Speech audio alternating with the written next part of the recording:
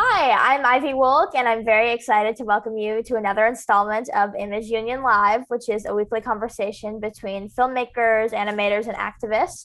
And today we're doing something a little different, and we're talking with the subject of a video. This is tap dancer and tap teacher Reggio the Hoofer McLaughlin.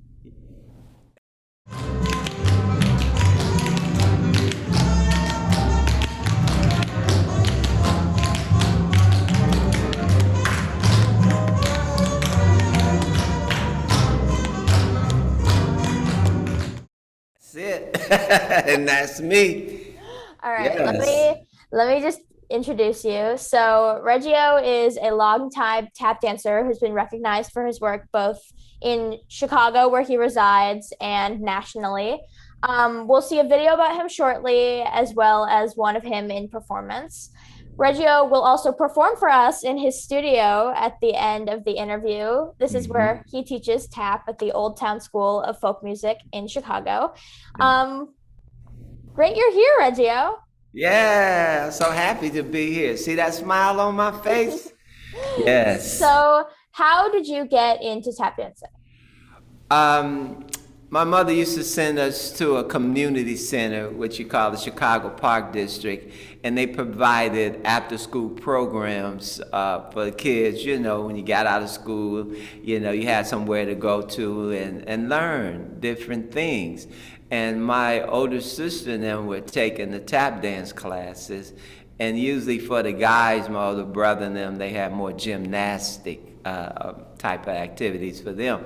But then at the end of the program, they would have a big showcase, and you invite your family and friends to come see what you learned from the after school programs, what they provided. And that's where I saw tap for the first time. My sister and them were performing, and I fell in love, with the tap sound, the rhythm, the spins, the turn. It was such an exciting dance to it. It was love at first sight for me, and I got hooked. And what I do for a total living as well. Was tap dancing really popular when you were young? It was really an outdated dance that nobody did anymore, and people thought I was nuts for even want to learn a dance that wasn't even popular at the time. Like, man, why you want to tap dance? Nobody do that anymore. You couldn't get no agent if you went there talking about I'm a tap dancer.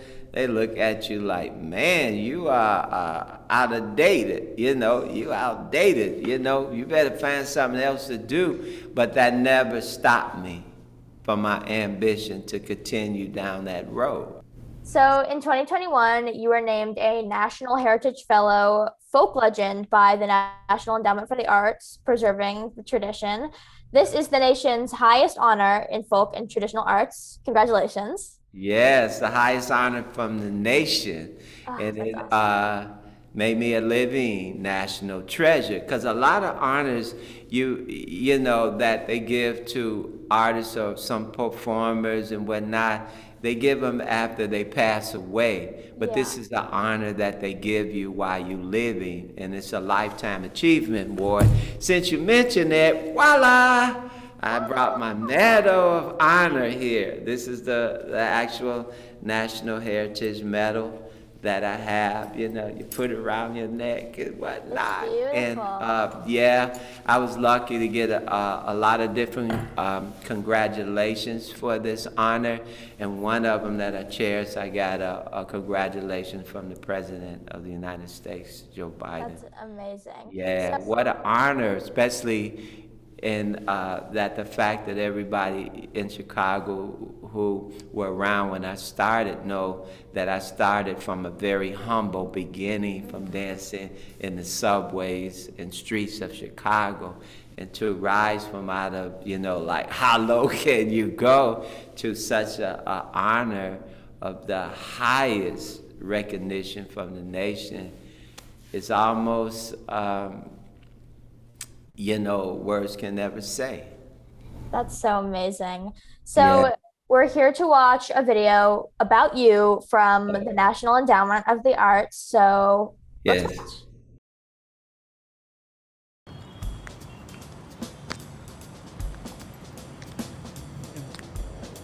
I'm from Chicago. My name is Reggio. I perform down in the subway and on the street. Yeah, yeah, yeah. I dance in schools and on the news. Sit back, relax, let me strike up my feet. Huh, hey.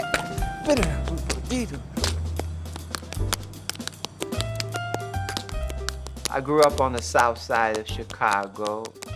Chicago has always been my home base. I'm pure Chicago.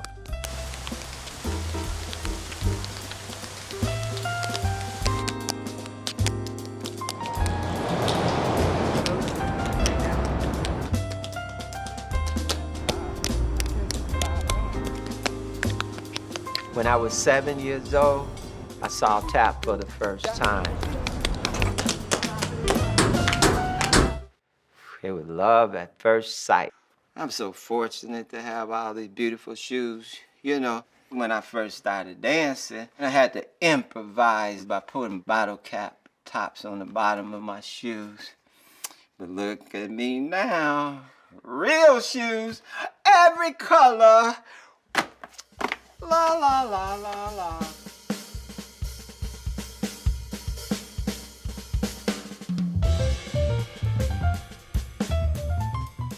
It was tough in the beginning because people and friends would say, man, tap dancing, I don't know why you want to tap dance. Nobody do that anymore.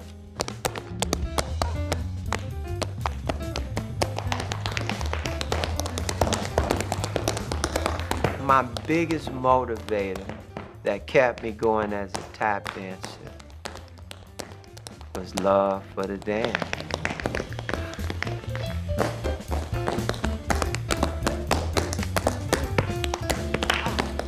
At the time, I could not find nobody to teach me tap. So I started going to the library and studying the history of tap and looking up tapes of tap dancers. The books I was taught that in Africa, they beat it what they call the talking drums. And they could send out like messages on these talking drums.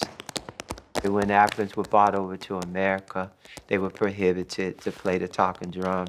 So they began to substitute with the sounds and the beating of their feet. And this developed into an art form.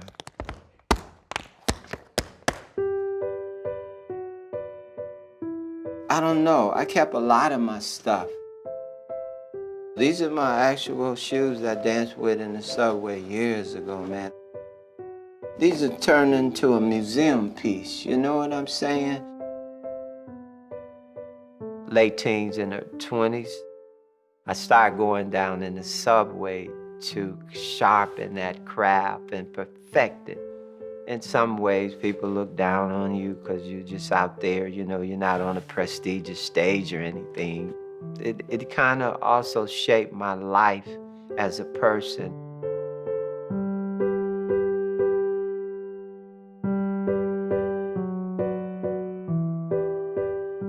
In 1985, my friend, she told me my grandfather's a tap dancer.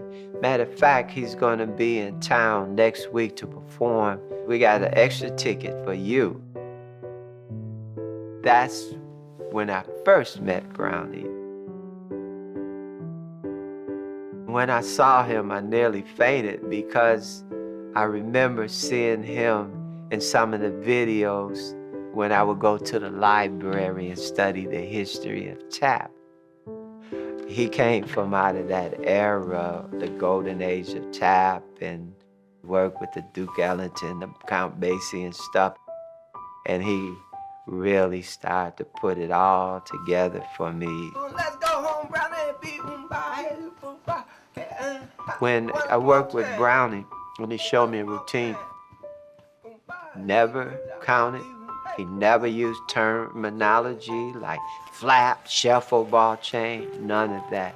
He just do the step and say, okay, man, do it. Nah, man, that ain't it. Feel it. You gotta feel it.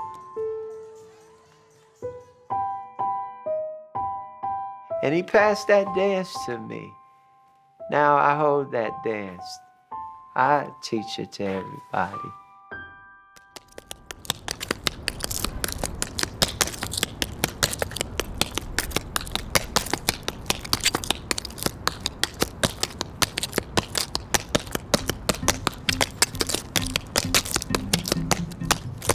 A lot of times I'm telling my students, look, I don't count like that. If you want to count it for yourself, okay, but you got to feel this.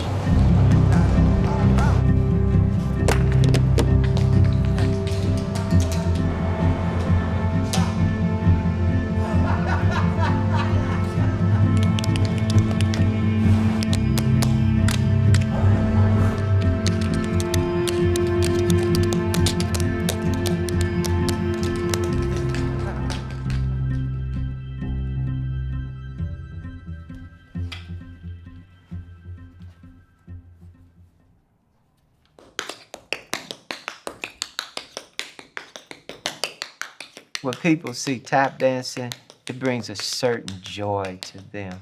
It's like it's a happy dance. These steps are very pure, and they have a lot of meaning and a lot of history to them. And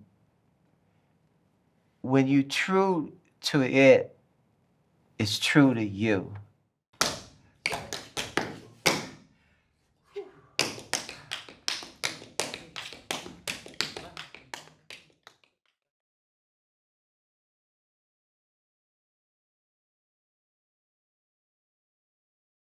Yay! I enjoyed that. It's a great video, and I can Wow. feel If your you know, passion. what you say? I can feel your passion. Oh my God. My passion just kind of hit me again and again. You know, you watching that, and when you dancing it, you know, it just brings on a feeling that is just like I'm in heaven. You know what I'm saying? So, in the video, we see a clip of you and your mentor, Brownie. Yeah. How did Brownie help you to round out your own dancing and increase your understanding of the history and like the weight and value of tap? Wow, superb question.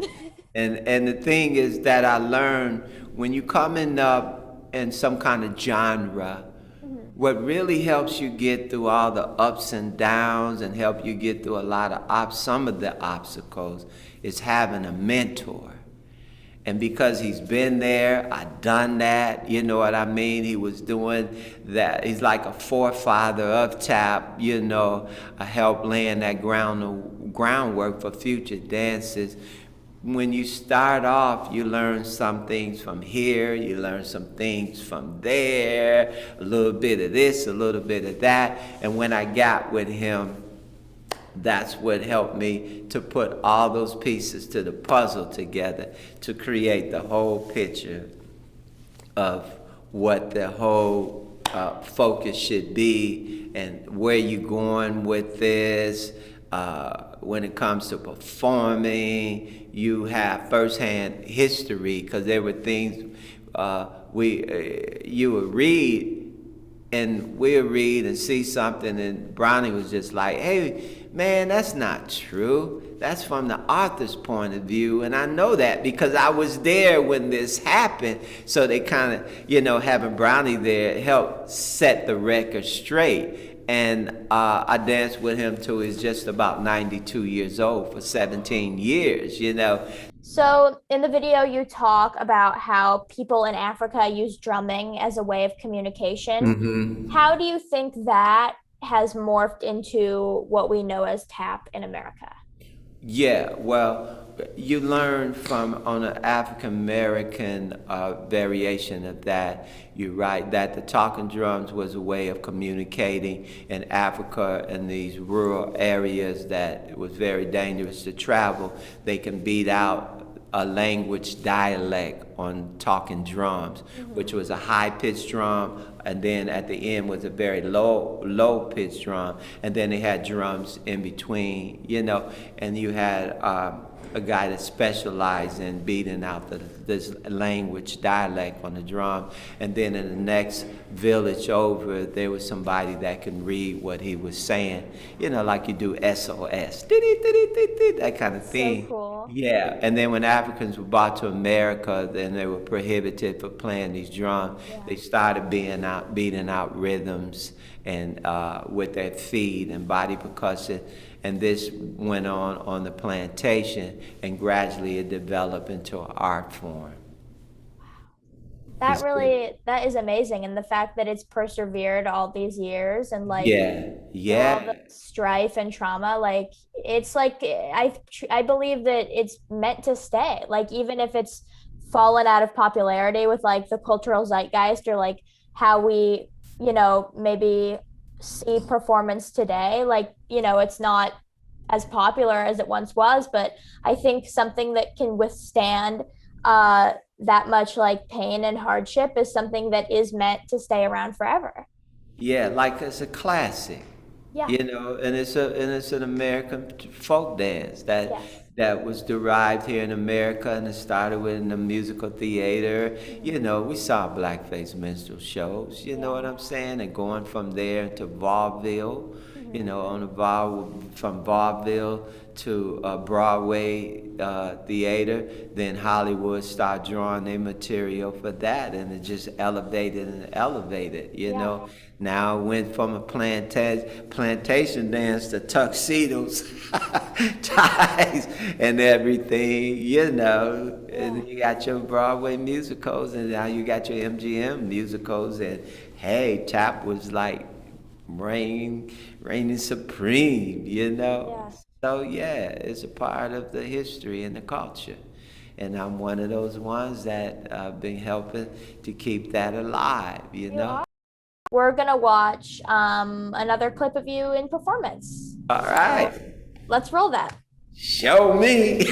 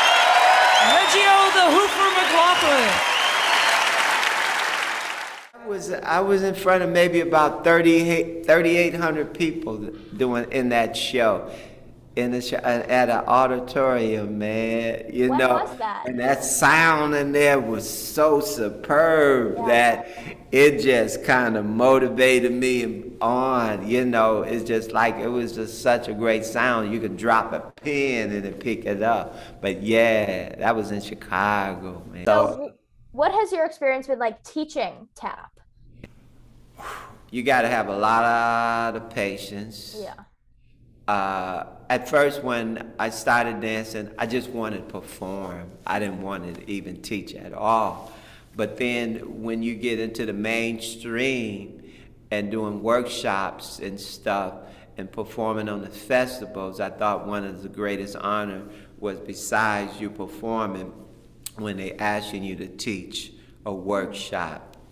And that made me feel like, wow, what an honor. They feel like that I'm qualified to go ahead on and teach and pass on this art form.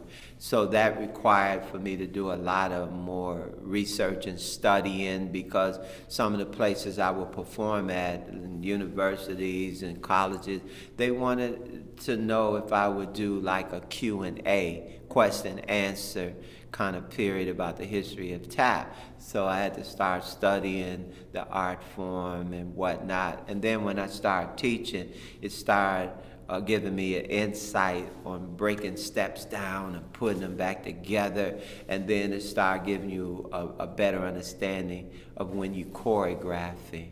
Because like when I do my shows, I choreograph and put together all the tap pieces and we're going to do, So it just opened your mind up to so much more range and dimensions in your art form. So. Do you think tap is going to have like a cultural revival? Do you think anytime soon people are going to realize again, like how, tap used to be everywhere? Do you think that'll happen again in our lifetime? Or do you think it's like about keeping it alive within the tap community? Yeah, I mean, there is a tap world out there. Like everybody has their world. They have your hip hop culture. We have our tap family. We call the tap family, and we're all connected on social media, through all the social media outlets. We have annual festivals, New York, Chicago, Los Angeles, all over. So it is a tap world out there. It's just if you really want to connect to it, it's there. You know what I'm saying? And now with all these dance programs on TV, you do see some tapping, like you see me now. Talking with you, And so, hey, this is just like another social media outlet to keep tap alive. So I love it that you interviewed me and we're talking about it. It shows that interest for it. I'm very interested in it. Yeah. I think it's so valuable. As long as you got musical theater, you go to Broadway, come on. There's always some show on there that got tap dancing on there, then they start reviving some of the tap musicals and all of that. Before you know it, people are, hey, I saw this musical with tap. I want you to show me how to tap, Yeah. So yeah, I think it would always be there in some form and fashion, regardless, I think so too. I definitely think so too. Yeah. Would you be willing to dance for us before we wrap this up? Without a doubt, that's what I do. I'm a hoofer. So I'm just gonna do something just rhythmatic, no music. You know what I'm saying? To give you an idea of hoofing and rhythm. So here we go.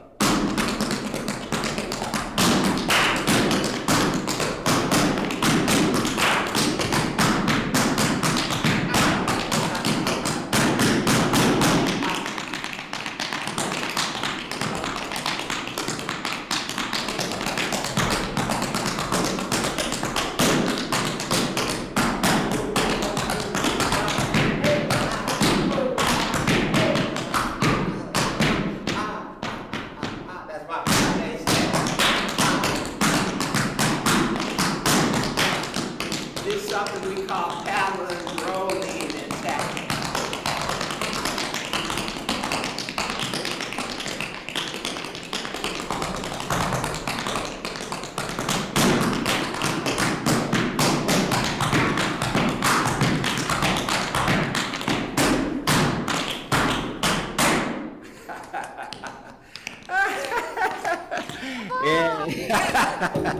I did a little hooping. And guess what? So good. Guess what? What? Towards the end of March, I'm releasing like a little album about 5 songs that I wrote. And some I'm tapping on, but look out. What's it called? What's it called? It's self-titled. Yeah, Reggio the Hoofer, man. So I got about 5 songs. That's what I did. I utilized my time during the pandemic, and I went in a recording studio, and I had started songs. So, and I started finishing them during the pandemic. I wrote them, finished writing them up, getting the music, been in the studio. My theme song is called "Strike Up My Feet."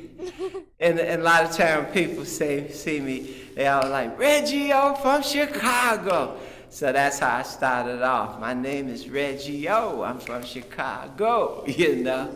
Yeah. Perform down in the subway and on the streets. See, it's a talk about where I started from and look where I'm at now. Wow. That was a rough road to get to this point. It was not easy.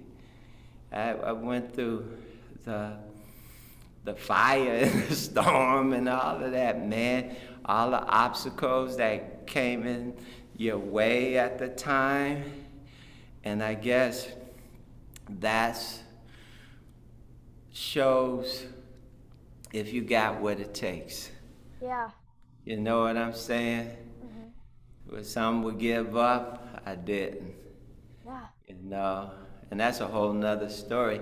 You know, I have a book, an autobiographical book called Tap Dancer Life. Amazing. Thank you so much for being here. Thank you for performing for us. And thank you for teaching me a little bit about tap. Man, what a great pleasure. Not only to talk about what I do, but also to be a part of your world. Hey, that was a pretty good show. I think I'll keep watching ImageUnion.